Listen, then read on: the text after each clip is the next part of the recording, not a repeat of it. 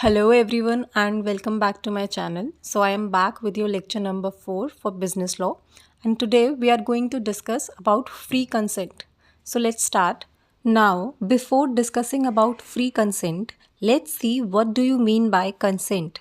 So, two or more parties are said to consent when they agree upon the same thing in the same manner, or you can say same sense. So basically यहाँ पर consent का मतलब ये है, यहाँ पर इन्होंने consent की डेफिनेशन एज पर कॉन्ट्रैक्ट दिया आपको। ठीक है, कॉन्ट्रैक्ट में दो या दो से ज़्यादा पार्टीज़ भी हो सकती हैं। तो जब वो कंसेंट में कब कहते हैं हम उन्हें, जब वो सेम चीज़ पर अग्री कर रहे हैं, उनकी सहमति बन रही है सेम चीज़ पर, सेम मैनर में, सेम सेंस में, सेम तरीके से करना चाह रहे हैं, तो तब हम बोलते हैं कि पार्टीज़ के बीच में कंसेंट है। ऑल राइट, अब फ्री कंसेंट का मीनिंग क्या हो जाता है कि कंसेंट जो है फोर्स्ड नहीं होना चाहिए। So a consent is said to be free when it is not caused by the following factors. All right, अगर कोई कंसेंट हमारा इन सब चीज़ों के थ्रू आ रहा है, ठीक है, किसी पार्टी का कंसेंट हमने फोर्स्ड है, ठीक है, इन फैक्टर्स के थ्रू आ रहा है, that is coercion, undue influence, fraud, misrepresentation and last we have mistake. तो अगर कंसेंट इन फैक्टर्स से इन्फ्लुएंस्ड है then it is not a free consent and ultimately वो कॉन्ट्रैक्ट भी वैलिड नहीं माना जाएगा। ठीक है, तो now let's see these factors individually. So first we have कोएर्जन.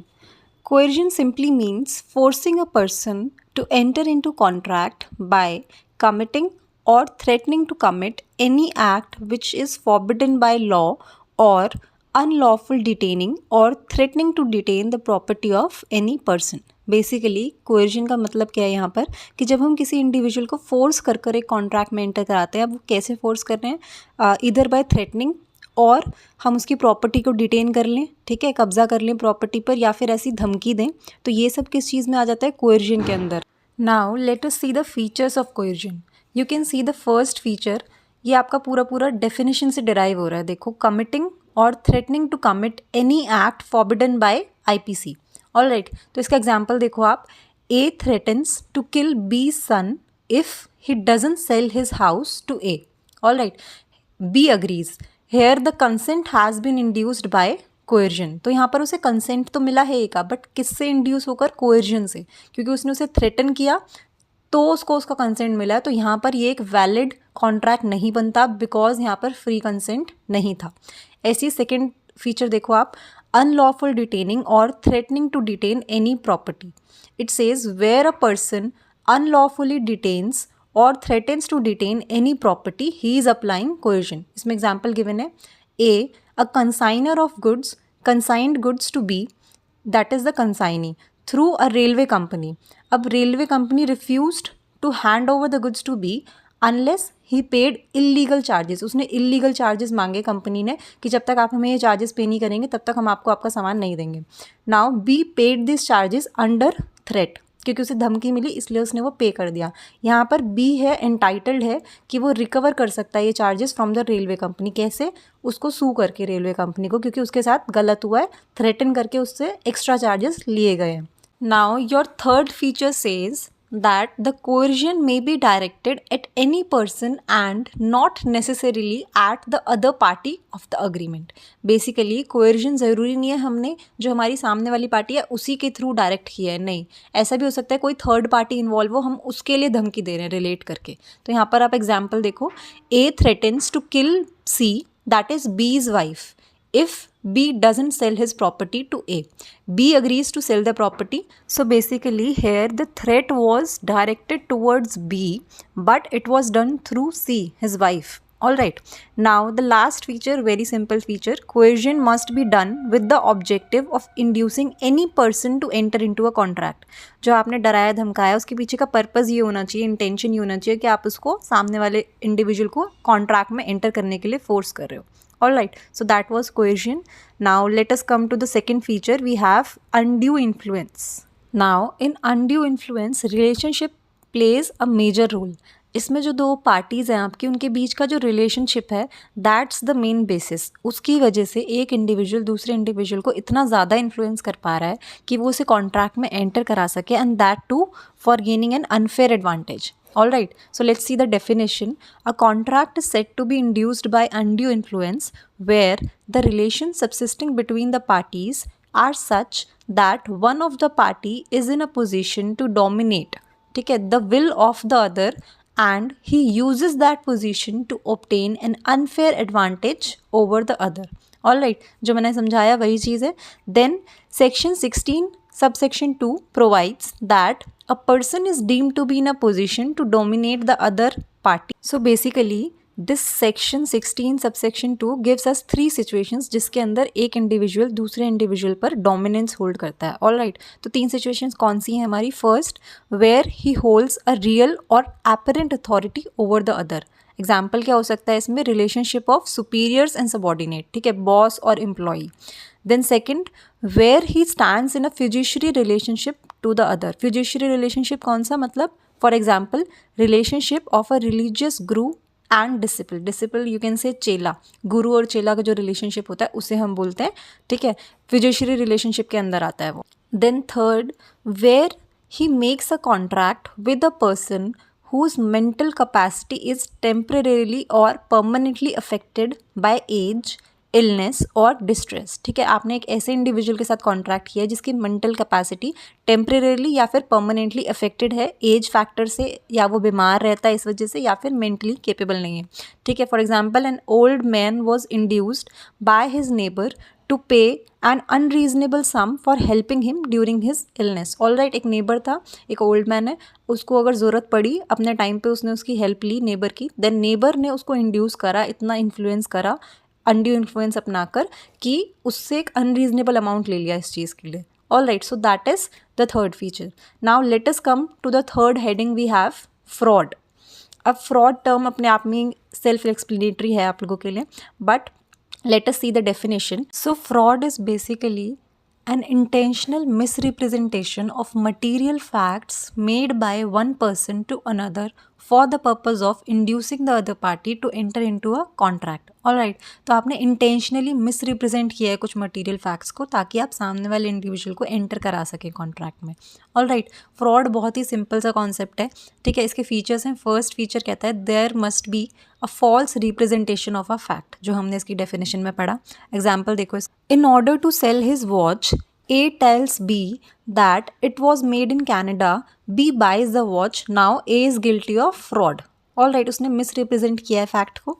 Then second feature, the representation must have been made by the party himself or with his knowledge by an agent. ठीक है, या तो उसने खुद ने मिसरिप्रेजेंट किया है या फिर उसकी नॉलेज में है और किसी एजेंट के थ्रू उसने मिसरिप्रेजेंट किया है. For example, directors of a company issued a prospectus containing false representation due to which a person was induced to buy the shares. ठीक है, यहाँ पर डायरेक्टर्स थे कंपनी के, उन्होंने प्रोस्पेक्टस में गलत इन्फॉर्मेशन डाली है जिसकी वजह से एक पर्सन ने शेयर्स बाय कर लिए हैं कंपनी के. ठीक है, ना third feature, the representation must have been made knowingly that it is false or carelessly without ascertaining its truth. ठीक है, या तो आपने जानबूझकर वो चीज़ करी या फिर केयरलेसनेस में आपने वो चीज़ कर दी है. ठीक है, आपको पता है वो चीज़ है और आपने ज़्यादा कोशिश नहीं करी उसके पीछे का सच जानने के लिए, आपने उस चीज़ को रिप्रेजेंट कर दिया है. So that also amounts to fraud.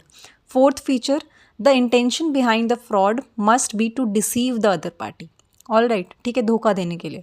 Fifth feature, the party complaining of fraud must have suffered damages due to fraud. अब कुछ लॉस या डैमेज ज़रूर होना चाहिए तभी उसे फ्रॉड माना जाता है. There is a general rule which says no damage means no fraud. All right, इसका एग्जाम्पल गिवन है. A sold a horse to B by telling him that it is sound and can be used on a farm. ठीक है, वो सही condition में है और farm पे आप यूज़ कर सकते हो, but it turned out to be unsound. Here A is guilty of fraud and resulted in losses to him. ठीक है, अब उसे लॉस हुआ, वो यूज़ नहीं कर पाया उस हॉर्स को जिस चीज़ के लिए उसने लिया था, तो that is fraud. All right, now let us come to the fourth feature. We have misrepresentation. अब ये जो आपका मिसरिप्रेजेंटेशन है, इसमें और फ्रॉड में डिफरेंस आपका किस चीज़ का है? इंटेंशन का. वहाँ पर भी फॉल्स रिप्रेजेंटेशन ऑफ फैक्ट्स है, यहाँ पर भी फैक्ट्स को गलत प्रेजेंट किया गया है, बट डिफरेंस क्या है? यहाँ पर इनोसेंटली हुई है ये चीज़, वहाँ पर आपने जानबूझ कर किया है with an intention to deceive. यहाँ पर उल्टा है. ठीक है, so basically it is the mental state and the intention which differentiates the two. Fraud और मिसरिप्रेजेंटेशन में यही फ़र्क है कि यहाँ पर इंटेंशन का फ़र्क आ रहा है. All right, now let us see the types of misrepresentation. First we have positive assertion और positive statement. When a person makes a positive statement of facts which he believes to be true without any unreasonable basis or ground, he is making a representation. All right. For example, X tells Y that Z is going to be the director of a company which he heard from someone, but Y purchases shares of that company on the basis of that statement, which turns out to be false. So there is a misrepresentation of facts and Y is entitled to avoid the contract. ठीक है, Y ने X पे believe करके shares bye कर लिए, but X ने भी unknowingly, मतलब उसने किसी से सुनी वो चीज़, वो उसने आगे कन्वे कर दी. So he also did that innocently, but उसकी वजह से जो वाई को लॉस हुआ है तो वो उसके लिए अवॉइड कर सकता है कॉन्ट्रैक्ट को. ऑल राइट, उसके पास ये ऑप्शन है. Second feature, breach of duty. It says when a person commits a breach of duty which gives him an advantage by misleading the another party to his disadvantage, he is making a misrepresentation. For example, A signed a contract with B for selling his business and stated that the sales are 50,000 per month. Negotiations lasted for 5 months. When the contract was signed, during that period, sales came down to 5,000 per month. उसने पहले coat किया कि 50,000 आपकी sales, but जब तक हमारा contract की dealing वगैरह चली तब सेल्स कहाँ पर आ गई, 5,000 पर. But A didn't rectify his statement. Here the contract becomes voidable. ठीक है, वॉइडेबल का मीनिंग हमने फर्स्ट लेक्चर में समझा है अच्छे से. तो वॉइडेबल मीन्स अब उस पार्टी के पास राइट है कॉन्ट्रैक्ट को अवॉइड करने का या फिर सू करने का सामने वाली पार्टी को. तो यहाँ पर क्या हुआ है, ए ने कॉन्ट्रैक्ट साइन किया था बी के साथ, ठीक है, बिजनेस के लिए. अब पहले जो स्टेटमेंट कोट हुई बीच में टाइम पीरियड में वो चेंज हो गई, बट उसने रेक्टिफाई नहीं किया सामने वाली पार्टी को. ठीक है, ट्रू स्टेटमेंट. तो दैट इज मिस रिप्रेजेंटेशन. उसने अपनी ड्यूटी को ब्रीच किया है अपनी एडवांटेज के लिए. Now last feature, mistake regarding subject matter. It says when a party misleads the other party of an agreement, although innocently regarding the subject matter, he is making a misrepresentation. All right. For example, a ship was chartered. Chartered meaning ship को आपने rent पे दिया है cargo owner को, किसी को, to move the cargo. ठीक है. A ship was chartered on the declaration that it was registered for not more than 2.8 tons. ठीक है, ये declaration हुई कि वो registered है for 2.8 tons. But later on it was found that it was registered for more than that. So the defendant refused to accept the ship on account of misrepresentation. So यहाँ पर जो उन्होंने declare किया था वो गलत था जब उन्होंने सब्जेक्ट मैटर के लिए ही गलत स्टेटमेंट पास करी. So that is misrepresentation. All right, now the last point we have mistake. So mistake refers to an innocent और erroneous belief which leads the party to misunderstand the other. ठीक है, simple सी definition है ये. अब इसके दो type है, mistake of law and mistake of fact, जिनका आगे फर्दर डिवीजन है. तो सबसे पहले हम देखते हैं मिस्टेक ऑफ लॉ क्या होता है. ठीक है, ये दो टाइप्स में डिवाइडेड है, mistake of law of land and mistake of foreign law. So mistake of law of land meaning जहाँ पर आप रह रहे हो वहाँ पर जो प्रेवलेंट लॉ है. ठीक है, इसमें क्या होता है, ignorance of law is of no excuse. ठीक है, hence the mistake of law does not give right to the parties to avoid the contract. अगर आपने जहाँ पर आप रह रहे हो उस लॉ को इग्नोर किया है तो आपको कोई राइट नहीं है कि आप कॉन्ट्रैक्ट को अवॉइड कर सको. इट इज़ नॉन एक्सक्यूजेबल, या आपके पास ऑप्शन ही नहीं है कि आप जिस कंट्री में रह रहे हो उसके लॉ को इग्नोर कर सको. ठीक है, तो वो मिस्टेक जो हो जाती है नॉन एक्सक्यूजेबल हो जाती है. Then second we have mistake of foreign law. ठीक है, one is suppose to know the law of the land but not expected to know the law of whole world. तो ये वाली मिस्टेक आपकी excusable हो जाएगी, यहाँ पर आपको एक्सक्यूज मिलेगा. ठीक है, बट लॉ ऑफ लैंड में नहीं मिलेगा, that is non excusable. Now let us come to the second type of mistake. We have mistake of fact. ठीक है, ये भी आके फर्दर टू टाइप्स में डिवाइडेड है आपका, bilateral mistake and unilateral mistake. So let us see first the bilateral mistake. It is a mistake where both the parties to an agreement are under a mistake as to the matter of fact essential to the agreement. Basically दोनों parties की तरफ से mistake हुई है जो कि और ऐसी चीज़ पे mistake हुई है जो कि बहुत essential है agreement के लिए. All right, now last point we have unilateral mistake. अब ऐसे यूनिलेटरल मिस्टेक भी सेल्फ एक्सप्लेनेटरी है. यहाँ पर one party of the contract is under a mistake. ठीक है, तो इसे हम बोलते हैं यूनिलेटरल मिस्टेक. सिंपल सा कॉन्सेप्ट है आपका.